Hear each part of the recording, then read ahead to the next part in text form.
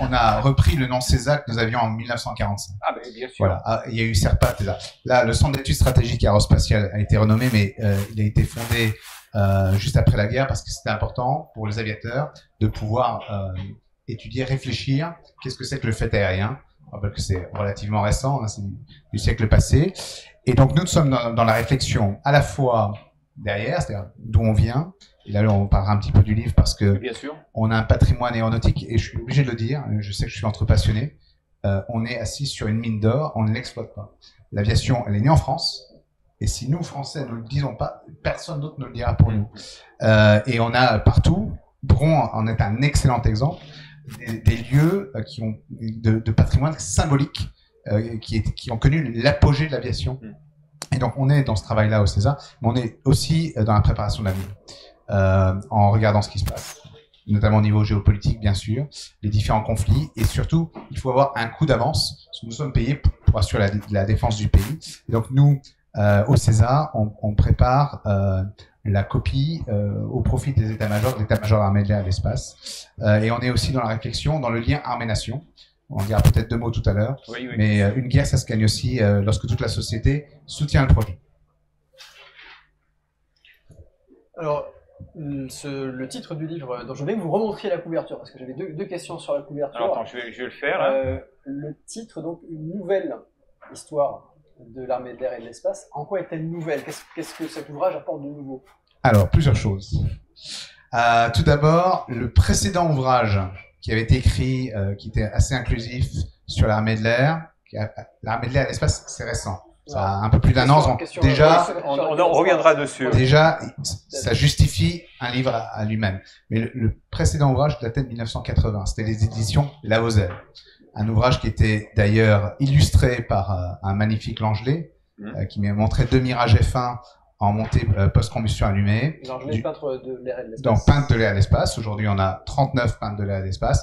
Et là, pour celui-ci, on a choisi de les illustrer, non seulement par la couverture, mais également à l'intérieur. Vous avez 25 tableaux de peintres de l'air et de l'espace. On a choisi de l'illustrer avec un peintre d'aujourd'hui, Olivier Montagnier, et on a repris le clin d'œil au Lorraine avec un Rafale. Et oui, on est passé du Mirage F1 au Rafale, nouveau matériel, qui est sur le point de ravitailler sur un MRTT 330, donc Phoenix. Ça, c'est un nouveau matériel, et depuis donc 1980, l'armée de l'air, elle a connu l'armée de l'air et de l'espace, outre un nouveau nom, elle a connu beaucoup de conflits. Elle n'a jamais été aussi aguerrie. On a bien sûr connu 1991, la guerre du Golfe, avec des constats qui sont faits, la nécessité d'adapter à la fois nos matériels, mais également la façon de s'entraîner, et que de chemin parcouru. Et notre idée était ici avec cet ouvrage, qui est un ouvrage collectif. C'est pas une personne qui a écrit, c'est 56 contributeurs différents. La plupart sont docteurs ou doctorants.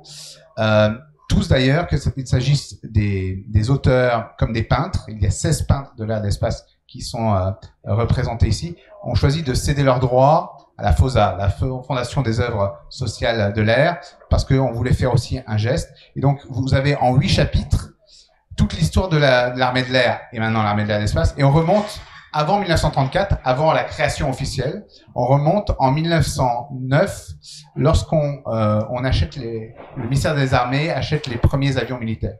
Je vous rappelle que c'est en France que le premier avion a volé, c'était Éole, Clément-Ader en 1890, 13 ans avant les frères Wright. Et nous serons dans les premiers pays à nous intéresser à la chose aérienne pour les militaires. Et donc là, vous avez 8 chapitres qui retracent cette histoire et ce qu'on voulait faire dans sa forme comme dans le fond, on voulait être accessible au plus grand nombre. Moi, je me rappelle très bien du précédent. Donc, dans les années 80, j'étais plus jeune et j'étais pas encore dans l'armée de l'air et ça m'avait vraiment passionné cette histoire et ça a certainement mis le pied à l'étrier. Et donc, l'idée, c'était de toucher à la fois les gens qui sont des experts, parce que ce sont des pointures qui ont écrit, mais aussi des jeunes qui veulent découvrir l'aviation avec donc beaucoup d'illustrations. Vous avez 750 photos, tableaux, et la plupart sont inédits. Ça aussi, c'est intéressant pour les passionnés, quelques annexes, etc. Et puis ce qui est intéressant aussi, c'est que pour chaque chapitre, il y a énormément d'entrées différentes, beaucoup d'encadrés, des cartes, des tableaux, des choses comme ça, qui fait qu'il y a différents niveaux de lecture aussi. Exactement. Tu peux, aujourd'hui, les gens aiment l'immédiateté, tu peux le lire, tu peux le parcourir à 30 000 pieds, Mach 1.8, ou tu peux rentrer à 500 pieds sol, ensuite terrain, voire passer en mode Vélis électro, où là, tu rentres dans le détail. Non, on voulait vraiment toucher le plus grand nombre. C'est pour ça qu'on a fait, et là, c'est une coédition, je voudrais citer le partenaire, le coéditeur, les éditions Pierre de Taillac, qui ont vraiment fait un remarquable travail. On a tiré les prix là-bas, mais pas la qualité. C'est 480 pages en quadrichromie à 29,90. Donc on voulait que vraiment le gamin qui est passionné, qui met un peu d'argent de côté, il peut se l'acheter et découvre notre histoire. Mais il y a aussi pour les gens qui ont une passion de longue date et qui veulent un bel ouvrage, une deuxième version, un peu plus onéreuse, qui est à 89 €, qui est en 2 volumes, qui te permet d'avoir 2 couvertures supplémentaires dans un coffret, toujours d'Olivier Montagnier. La première nous montre, c'est Navarre, la sentinelle de Verdun, sur son Nieuport, qui fait sa fameuse attaque de dos. Et la deuxième montre un Mirage 4 en alerte, la prise d'alerte en 1964. Et cet ouvrage-là, si vous l'achetez avant le 14 juillet, en précommande chez De Taillac, vous pouvez l'avoir à 69 € en précommande. Mais tu vends bien, tu vends bien je vends bien parce que tout l'argent qu'on récolte, tous les droits d'auteur vont à la causa et je pense que c'est une bonne œuvre. Alors, général et commercial. Avant ma deuxième question, s'il vous plaît, sur la couverture, un rappel quand même, les frères Wright sont à l'origine du premier vol piloté. Le First Control Flight.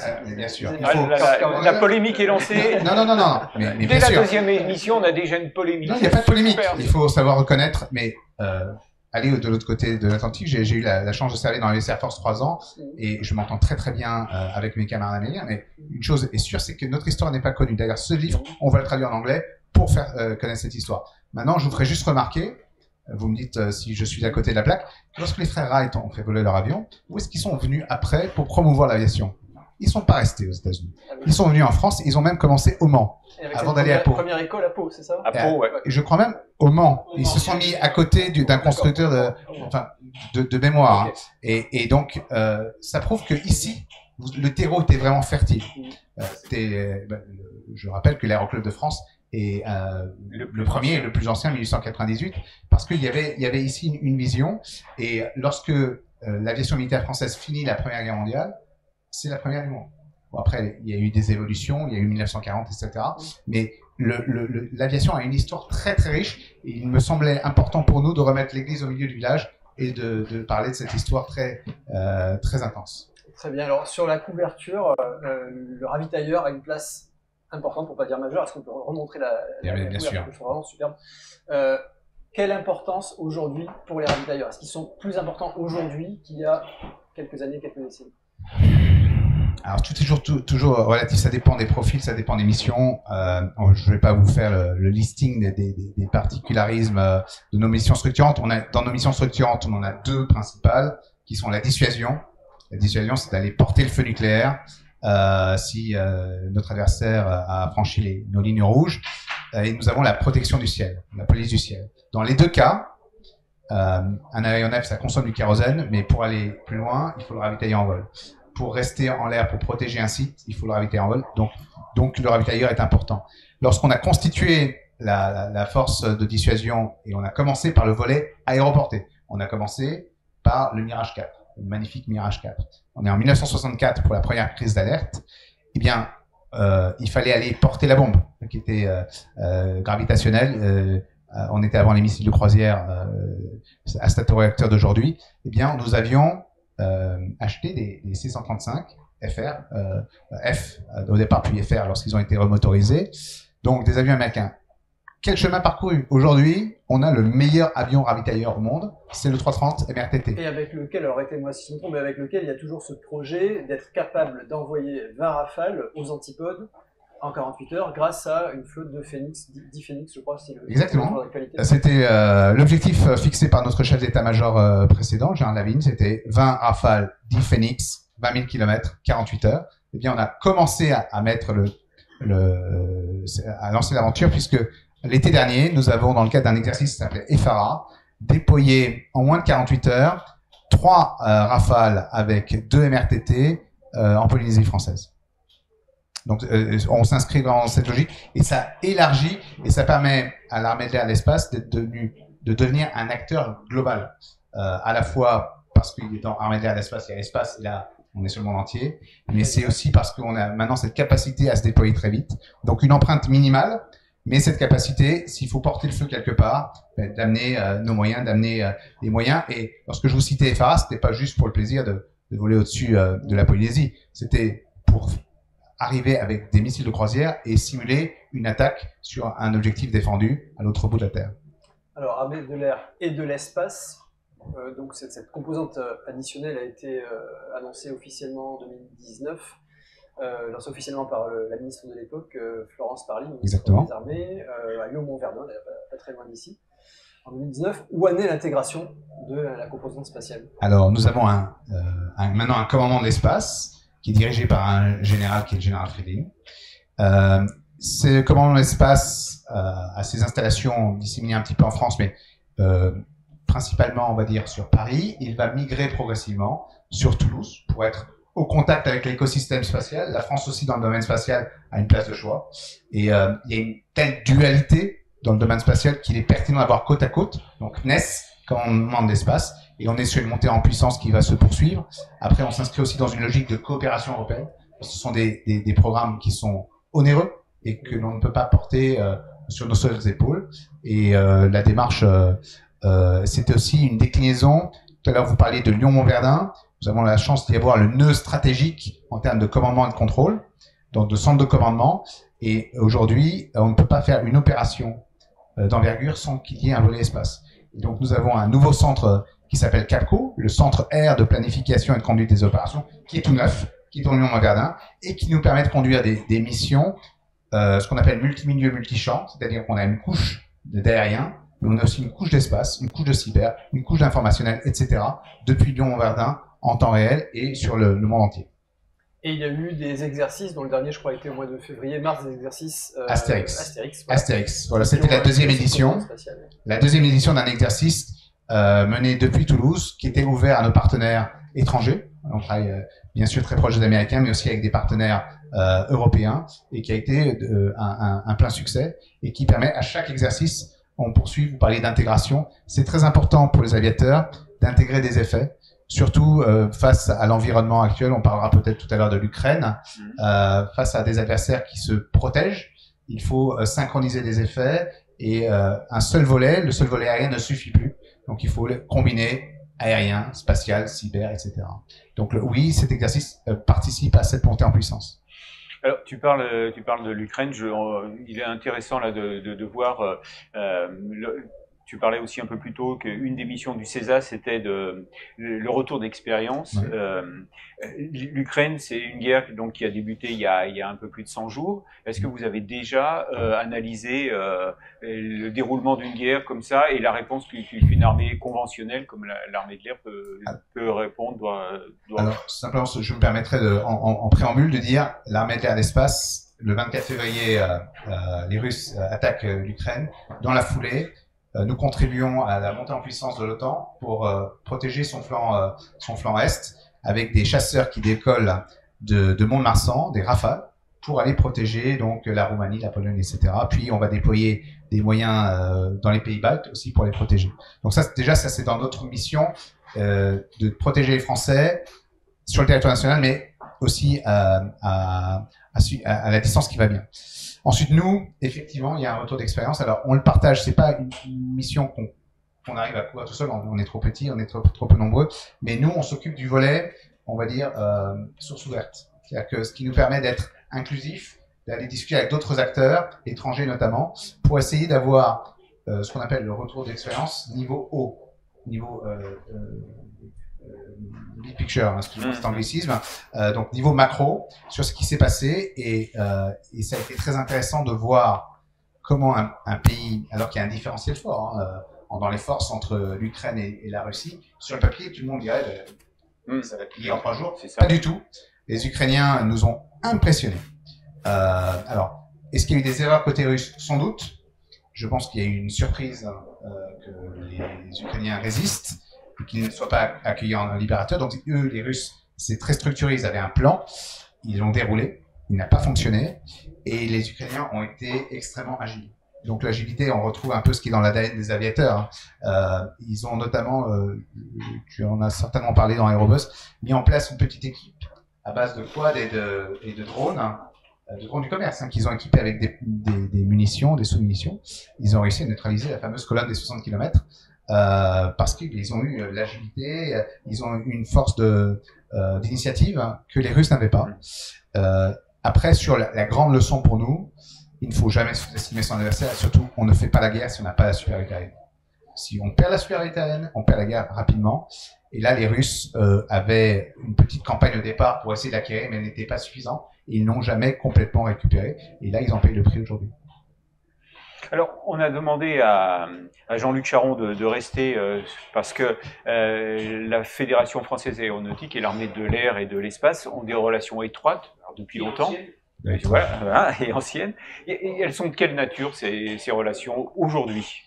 Alors, au-delà du fait qu'elles sont excellentes, il faut donner des exemples concrets. Mais je voudrais, par exemple, tu vois, beaucoup d'aviateurs, on vient du monde de l'aéroclub. Moi, j'en suis un exemple, comme beaucoup de mes camarades.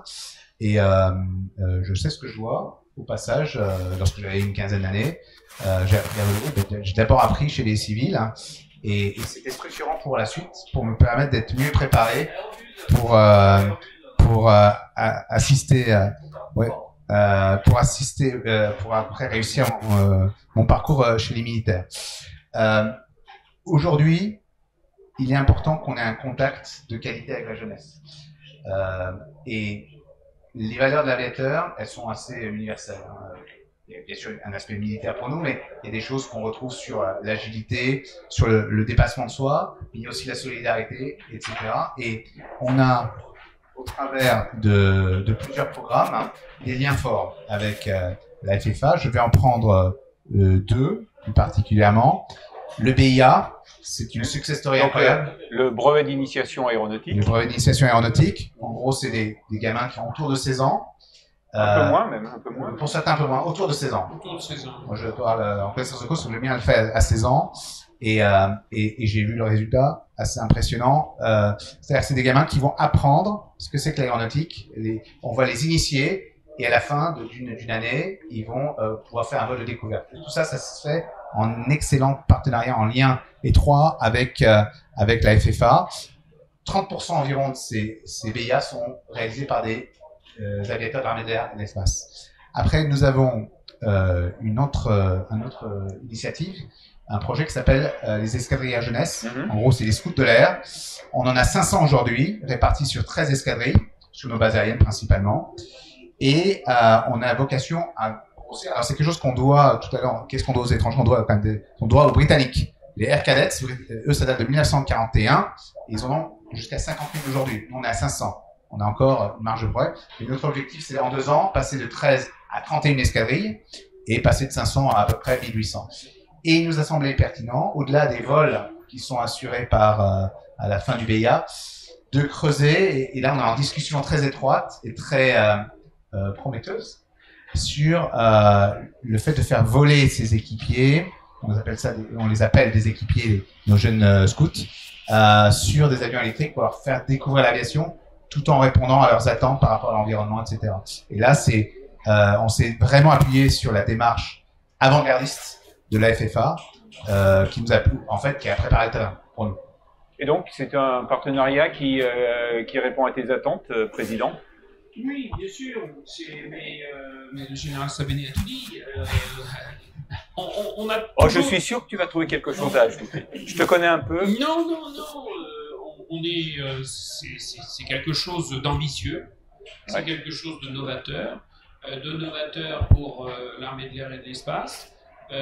Ça a une dimension extrêmement importante par rapport aux jeunes.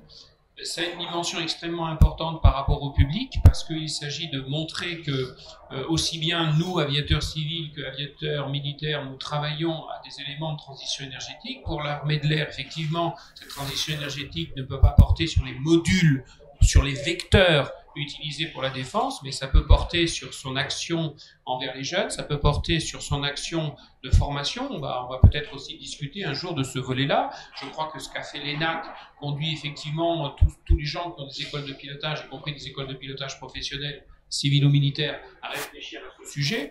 Et donc nous, dans la mesure où nous pouvons participer à cette discussion, ça fait partie de notre mission également je dirais, d'engagement citoyen, que de participer à cette réflexion. C'est sur le point d'aboutir à des escadrillages de neige. Je ne désespère pas qu'on réfléchisse aussi sur les éléments de formation, parce que les liens sont extrêmement étroits. Alors je me permets de faire remarquer qu'en ce qui me concerne, j'ai appris à piloter à la fois avec des bourses de l'État, la Direction Générale de l'Aviation Civile, mais aussi à l'époque avec des bourses de l'Armée de l'Air. C'est une autre époque, c'était dans la fin des années 60. Oui, voilà, un petit peu plus haut. Voilà. Et ce que nous allons faire avec l'armée de l'air est dans la droite ligne de ce qui s'est toujours fait, c'est-à-dire une coopération extrêmement étroite entre le milieu de l'aviation civile et le milieu de l'aviation militaire. Eh ben, la conclusion, on va revenir. Oui, vas-y. J'avais une question complémentaire sur ce que j'ai compris être un des leitmotifs de l'armée de l'air et de l'espace.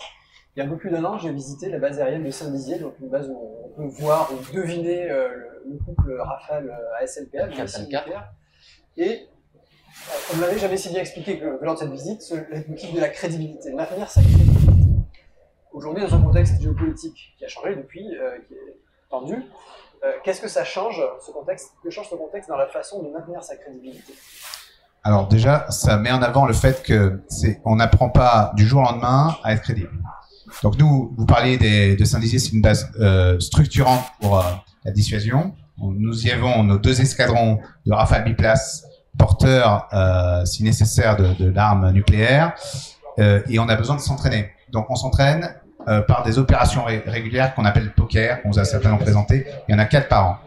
Si on ne savait pas, déjà, des pays capables de faire poker, c'est-à-dire vous faites décoller plusieurs dizaines de chasseurs, quasiment l'intégralité de votre flotte ravitailleur, et vous simulez un rayon d'action, des pays qui sont capables de faire ça, il n'y en a pas beaucoup.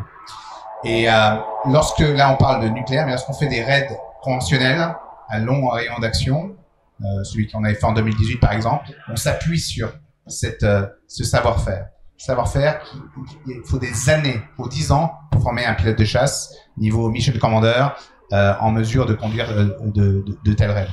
Et donc là, qu'est-ce que nous montre ce qui se passe en Ukraine? La situation a changé, mais elle a changé comme ça finalement. C'est qu'il ne faut pas être surpris, il faut avoir un coup d'avance, il faut y avoir réfléchi. Et donc nous avons la chance en France, et là je parle aussi au nom de mes camarades de la Marine nationale, de l'armée de terre, de nous entraîner dans le haut du spectre. Depuis tout petit, on s'entraîne en imaginant qu'on n'arrive pas à la supériorité aérienne, on doit aller la chercher, etc. On va en basse altitude, on s'entraîne à très basse hauteur, très grande vitesse, quelle que soit la météo, jour, nuit, etc. Des pays qui ont cette capacité, il n'y en a pas beaucoup. Mais si nous baissons la garde, qu'est-ce qui se passe? C'est 1940, nous n'étions pas assez préparés, où nos matériels sont arrivés trop tard. Aujourd'hui, nous avons la chance d'avoir des matériels aujourd'hui en nombre encore un peu limité, mais qui sont d'une qualité inégalée dans l'histoire de nos inventaires. Et que ça soit la dissuasion ou la police du ciel, hein, je vous rappelle que donc depuis Lyon est contrôlée la mission de police du ciel. La SAR aussi. La SAR, pardon. À tout moment, vous êtes pilote privé, vous avez un accident, l'hélicoptère SAR viendra vous chercher et il sera contrôlé depuis Lyon-Montverdun. Ou si un avion répond plus à la radio, on ne sait pas, est-ce qu'il y a une suspicion de détournement, le 11 septembre, c'est contrôlé depuis Lyon-Montverdun et on est le pays qui a la police la plus robuste en France. Pourquoi? Pas pour montrer les muscles, pas du tout. Hein. C'est parce qu'on est à la croisée des voies aériennes stratégiques en Europe. Et donc, c'est une nécessité. Donc ça, c'est un travail de tous les instants. Et évidemment, avec ce qu'on voit en Ukraine et le durcissement de la situation, il faut qu'on soit prêt à faire face à toutes les situations. Aujourd'hui, nous avons la chance d'avoir le champ, le spectre le plus large possible. Et on se doit d'avoir ce coup d'avance, donc d'étudier comment les modes opératoires de nos potentiels adversaires, compétiteurs adversaires, pour pouvoir y faire face. Et aujourd'hui, eh bien, c'est un peu le rôle du CESA, mais aux côtés de tous les autres partenaires, acteurs, qu'ils soient dans l'armée de l'air comme dans le monde civil, puisque la résilience, c'est une pièce de puzzle essentielle si demain on doit faire la guerre et on doit durer. Je me permets une petite parenthèse sur la Sarre, on vient d'en parler, au Mont-Verdun, juste à côté, enfin, pas très loin de Bron, à vol d'oiseau. Vous avez plus de 3000 interventions par an, je crois. Et sur ces 3000, il y a 3-4% qui sont réels. À tous les pilotes privés qui ont des balises d'urgence, attention quand vous changez les piles, quand vous faites de la maintenance, quand elles se déclenchent, appelez la SAR pour dire que c'est une fausse alerte. La SAR, la recherche et sauvetage. Hein. Ouais. Exactement. Le centre de coordination de sauvetage de CCS est effectivement à Lyon-Montverdun. Nous, le principe, que ce soit dans le police du ciel ou en SAR, c'est le même. Lorsqu'il y a un doute, il n'y a pas de doute, on lève le doute, donc on va intervenir. Voilà. Alors après, je me doute que les gens ne le font pas exprès, mais il faut qu'ils sachent que c'est leur argent, hein, c'est notre argent de contribuable lorsqu'on engage pour rien. Et surtout, lorsqu'on engage un moyen à droite, il sera pas à gauche lorsqu'on a potentiellement besoin de lui. Alors, faut être vigilant, mais j'ai pas d'inquiétude là-dessus. On a des pilotes, même dans les aéroclubs, qui sont très bien formés. Bien sûr. Bon, bah, sur ce conseil pratique, nous allons nous quitter. Je vais vous libérer. Nous allons vous libérer. Vous allez pouvoir rejoindre le reste des personnalités au restaurant. Je pense que vous allez arriver pour le dessert ou peut-être même le café. Le café, on est vraiment désolé. Vraiment désolé. Mais avant de vous laisser partir, on va vous soumettre à la question rituelle. La question rituelle qui arrive sur le jump seat. Donc, président, est-ce que tu as un souvenir d'un vol sur un jump seat? Un souvenir très récent, il y a quelques semaines, une arrivée de nuit sur Toulouse avec toutes les lumières. Donc un souvenir très récent avec une arrivée de nuit sur Toulouse. C'est aussi simple que ça, mais c'était merveilleux, avec un équipage absolument fantastique. Et toi, Julien? Alors, moi, je veux pas du tout plomber l'ambiance comme Olivier tout à l'heure, mais moi, c'est un souvenir ancien. J'en ai encore les poils qui se hérissent. J'adore, lorsque c'est possible, maintenant c'est moins possible, mais aller voir ce que c'est dans le monde civil, sur le jump seat. Et donc là, c'était un vol. Donc, je ne donnerai pas la compagnie, je ne donnerai pas la destination. Donc j'avais fait la quasi-totalité du vol, et ils avaient mis à côté de moi une dame qui avait peur en vol. Donc j'étais là, je lui essayé de lui expliquer parce que les pilotes étaient occupés évidemment dehors. Et là qu'on arrive, on pouvait pas faire une arrivée directe, il fallait faire une antérieure. J'étais en école de chasse à tout, encore très jeune pilote. Et là ils partent en dernier virage, et je lui dis, c'est là que je vois que je suis vraiment tout jeune et que j'ai pas d'expérience, parce que pour moi le virage ne passe pas, ça va pas passer. Et effectivement, la piste est là, et au lieu de s'amener comme ça, on se termine 300 mètres décalé d'un côté. Et là, le copie qui était aux commandes, le commandant de bord dit je les commande. Et là, il prend l'avion, il le met sur la tranche. Donc là, je deviens blême. Il incline, il le remet sur la tranche, il met les ailes et on touche. Et donc là, je suis transparent. Et ce qui était. On touche, donc là, plus un bruit dans le cockpit, plus personne ne parle. On roule, plus personne ne parle. La dame, elle n'avait rien vu. Et on s'arrête, il coupe. On s'est fait revoir très poliment, mais c'est là que j'ai compris que tout peut basculer très rapidement et que le facteur humain, je me suis toujours posé la question, est-ce que le fait qu'il y avait un élève pilote militaire, ça a changé, ça a repoussé la limite. Voilà, le facteur humain c'est essentiel, il faut le prendre en compte dans un équipage, même dans un monoplace en patrouille, c'est un sujet majeur.